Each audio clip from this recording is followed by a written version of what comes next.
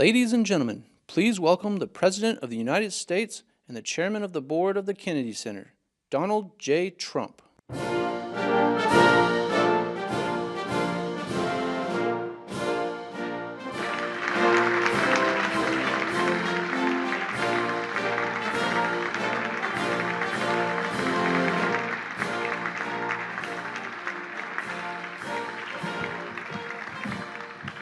Thank you very much. This is a very exciting project. We're going to do something that will go rapidly, relatively inexpensively, and will make it better than it ever was, frankly. It'll be something that people are going to be very proud of. Along with, in the bigger picture, a place called Washington, D.C. That is the bigger one, and we'll talk about that in a little while. But let's talk about right now the Kennedy Center, and I'm delighted to be here as we officially announce the incredibly talented artists who will be celebrated later this year at the 2025 Kennedy Center Honors. It's going to be a big evening. I've been asked to host. I said, I'm the President of the United States. Are you fools asking me to do that? Sir, you'll get much higher ratings. I said, I don't care. I'm President of the United States. I won't do it. They said, please. And then Susie Wells said to me, sir, I'd like you to host. I said, okay, Susie, I'll do it. That's the power she's got. But I just, so I have agreed to host. Do you believe what I have to do? And I didn't want to do it, okay? They're going to say, he insisted. I did not insist. But I think it will be quite successful, actually. It's been a long time. I used to host the Apprentice finales, and we did rather well with that.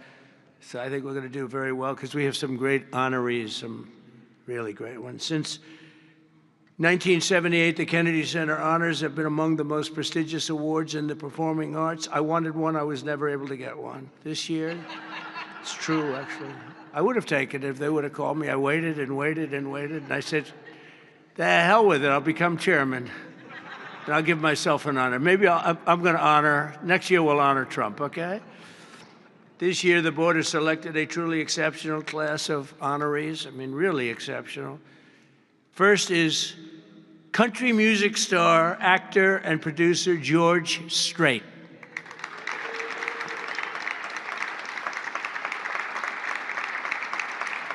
Great.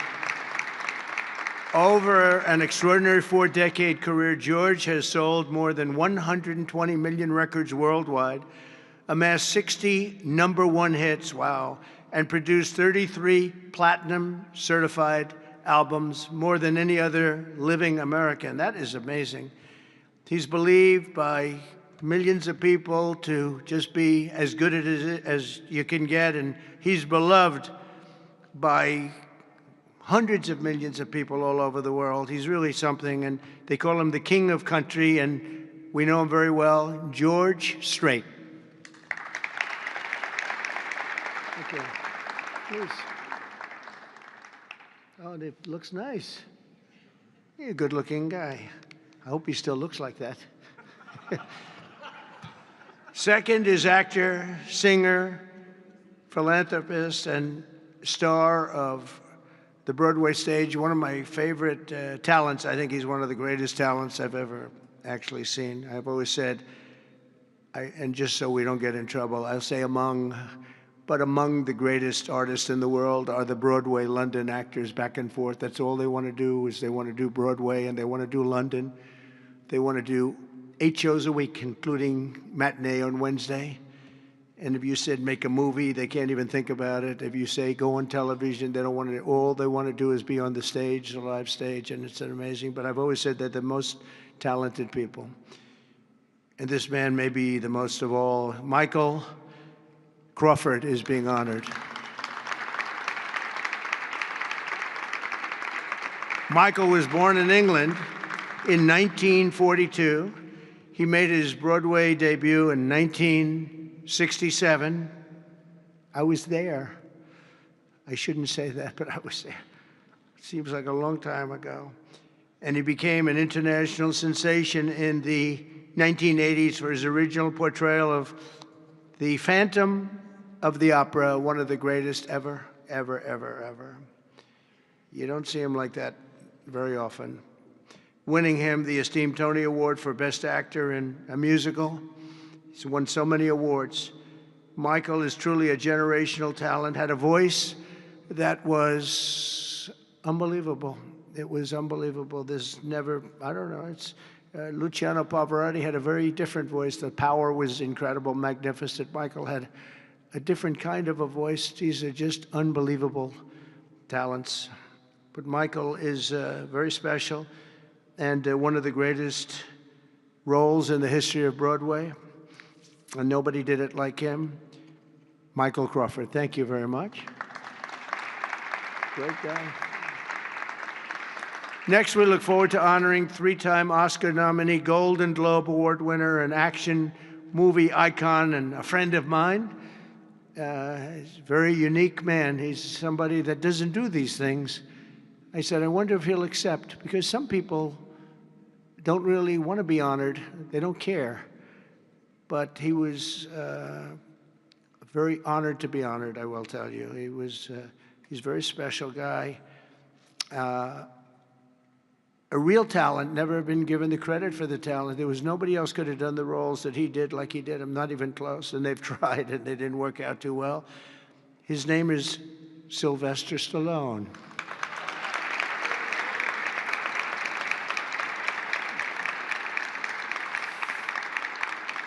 So it's very few, almost, if any, people that could have taken a name and made it so incredible, like Rocky, Rambo, Creed, and others. But think of it, Rocky, Rambo, if you did one, you're good. You do two, and I'll never forget, I was a young guy, and I went to see a thing called Rambo, and it had just come out. I didn't know anything about it, but I was in a movie theater, like we used to go to movie theaters a lot, and I said, this movie is phenomenal. What the heck?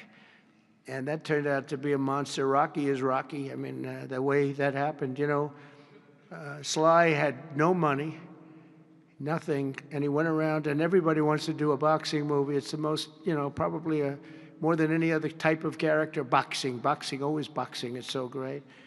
And there's rarely been anything like this one. John Voight did a great one, as you know.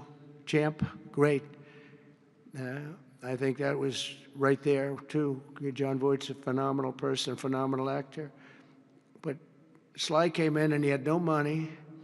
He wrote a script along with thousands of other people writing scripts on a boxer. And for some reason, a studio picked up this and liked it. And Sly he's in an old car that he came in from Brooklyn or someplace in New York, but I think Brooklyn. It barely made it to California. He was sleeping in the car. I mean, he had nothing. And he wanted control over who the actor was going to be, because he said it can't be successful if you're going to pick a movie actor with a bad build, okay? A nice face, but a bad body. And he said, I can't have these guys, because he's a tough cookie, and he knew exactly what it took. He knew what a boxer's body was. So they brought him one, and I won't tell you who it was, but it was a big name, but the chest wasn't exactly what you need. One shot, and your heart would pop out. That wasn't too good. Then he did another one. He was fat, sloppy, but had a good face. Then he did another one, and another one, and another one. And he turned it down. He wouldn't take $1 million. He wouldn't do it. And it turned out that when they saw him, they said, you know, you'd be actually pretty good for this role. And he had never done this before, anything like it. But think of it, he turned down $1 million. He had nothing. He refused to let somebody else play. He didn't want to play it. He wasn't originally, he did it as a writer. But he ended up playing it because he couldn't find anybody else that fit the role. And who knew what would have happened? He's become a legend of the silver screen, a true legend, and he's a great guy. He's a little bit tough, a little bit different, I will tell you. He's a little tough guy. But he's a phenomenal person with a phenomenal wife and family. Incredible wife, incredible family. His films grossing more than 7.5 billion, which is either a record or very close to it. I can't imagine anybody doing more. If you add up Rambo and Rocky and these others, I can't imagine anybody doing much more. 7.5 billion worldwide over the course of 6 decades. And Sly is a pillar of the really American pop culture and a Hollywood superstar like few others, and one of the biggest names on the Hollywood Walk of Fame. In fact, the only one that's a bigger name on the Hollywood Walk of Fame, they say, is a guy named Donald Trump. I'm on the Hollywood Walk of Fame, too, if you can believe that one. But he's amazing. He's really amazing. And he's actually a great actor. Fourth will be together celebrating one of the most revered singers of the American disco era, Gloria Gaynor. Best known for her chart-topping 1978 hit, I Will Survive.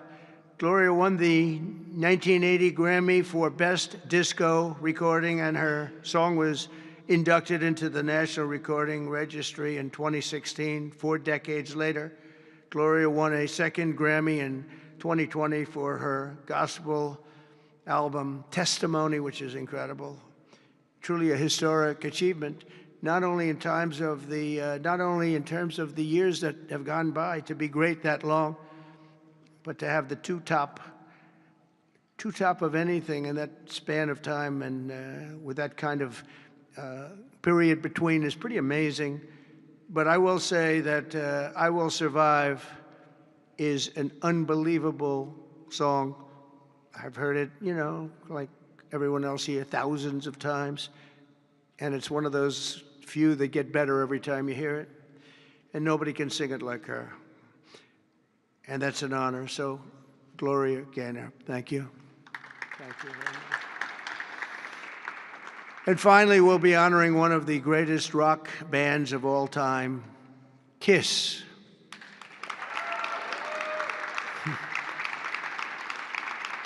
So Kiss was formed in 1973 in New York City by founding band members, and incredible people, by the way, Paul Stanley, Gene Simmons, Ace Frehley, and Peter Criss. Kiss became a global phenomenon, sold more than 100 million records worldwide, and produced 30 gold albums and lots of other things they produced. They made a fortune. And they're great people, and they deserve it, and they work hard, and they're still working hard, and it's an honor to present Kiss. Thank you very much. Got it? Yeah. Thank you. And they're going to do something very special. Kiss is going to be here on a little bit before the show. I think they're going to do something very special. We're going to have a good time. The 48th Kennedy Center honorees are outstanding people, a standing group, incredible. We can't wait to celebrate the Kennedy Center honors. It'll be in December. It'll be on CBS. In a few short months since I became chairman of the board, the Kennedy Center, we have completely reversed the decline of this cherished national institution. It was being run down. Money wasn't being spent properly. They were building things they shouldn't have built that nobody wanted, instead of taking care of the great gem that it is. You look at the marble, look at the quality of the marble, and the things that, with a little fix-up and a little work, we can make it unbelievable. These columns, when you see them the next time, they'll be magnificent. I mean, we have some great plans for this. The bones are so good. The bones of a building, if you don't have the bones, you might as well forget it. I'm working on another building, a thing called the White House. We're fixing it up so beautifully. It needed it. It's been many, many years since it's been properly taken care of. It's incredible. One of the great places of the world. Maybe, I mean, truly, to me, is there anything else even close? But we're doing that and doing some other things, and we're going to also fix up a place called Washington, D.C. We're going to make it so beautiful again. We're going to be redoing the parks, redoing the grass. You know, grass is a lifetime, like people have a lifetime. And the lifetime of this grass has long been gone. When you look at the parks where the grass is old, tired, exhausted. We're going to redo the grass with the finest grasses. I know a lot about grass because I own a lot of golf courses, and if you don't have good grass, you're not in business very long, Lindsey Graham. By the way, you have very good poll numbers, Lindsey. I just saw. Congratulations.